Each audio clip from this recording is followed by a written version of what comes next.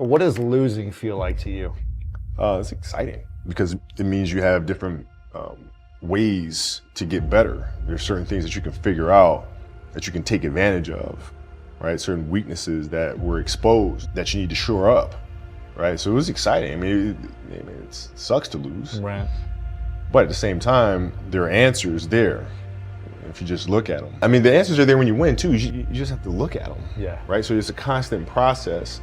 It's exciting when you win, it's exciting when you lose, because the process should be exactly the same, whether you win or you lose. As you go back and you look and you find things that you could have done better, you find things that you've done well that worked, you figure out how did they work, why did they work, how can you make them work again? And but the hardest thing is to face that stuff. I shot 5 air balls on national TV in front of millions of people that cost us the series, and I'm 18. You kind of got to get over yourself. It's not about you. You're worried about how people may perceive you, and like you're walking around and it's embarrassing because you shot 5 air balls. Get over yourself. Why did those air balls happen? Got it. High school, year before, we played 35 games, max, right? Week in between, spaced out, plenty of time to rest. In the NBA, it's back to back to back to back to back to back to back. I didn't have the legs. So you look at the shot, every shot was online, but every shot was short. I gotta get stronger. I gotta train differently. The weight training program that I'm doing, I gotta tailor it for an 82-game season so that when the playoffs come around, my legs are stronger and that ball gets there. So I look at it with rationale. Say, okay, well, the reason why I shot air balls is because my legs aren't there. I go, well, next year they'll be there. That was it. When we lost in the finals to the Celtics in 2008, that was a turning point. So when I sat there in the hotel room afterwards, I started thinking about that, because it's on me. If I didn't feel like my teammates were aggressive enough, that falls on me. And I had to understand what their journey was. How are they feeling as people? What are they going through? You'll have the pressure on yourself to play, to capitulate to that fear. If you play with the sense of I want to win, then you have the fear of what happens if you don't.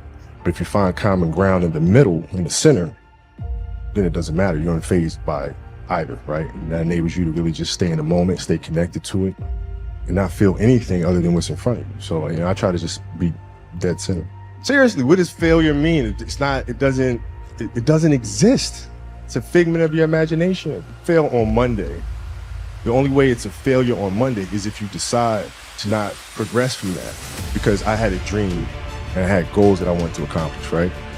And if I don't accomplish those goals, I have to ask myself why, right? So from my position, the reason why I would not have accomplished those things is poor leadership, failure to communicate properly with my teammates and put them in positions to be successful. Those same weaknesses are going to reveal themselves there, right? So if I don't learn from that, I'm going to struggle here too, right? So I can take those situations and learn from those and have them make me a better person later in life. But if I don't take that stuff and apply that someplace else, then that's failing, which to me is the worst possible thing you could ever have, is to stop it and to not learn. You cannot process failure. It will not process failure. Because if I sit there and have to face myself and tell myself, you're a failure, I think that's almost worse than death.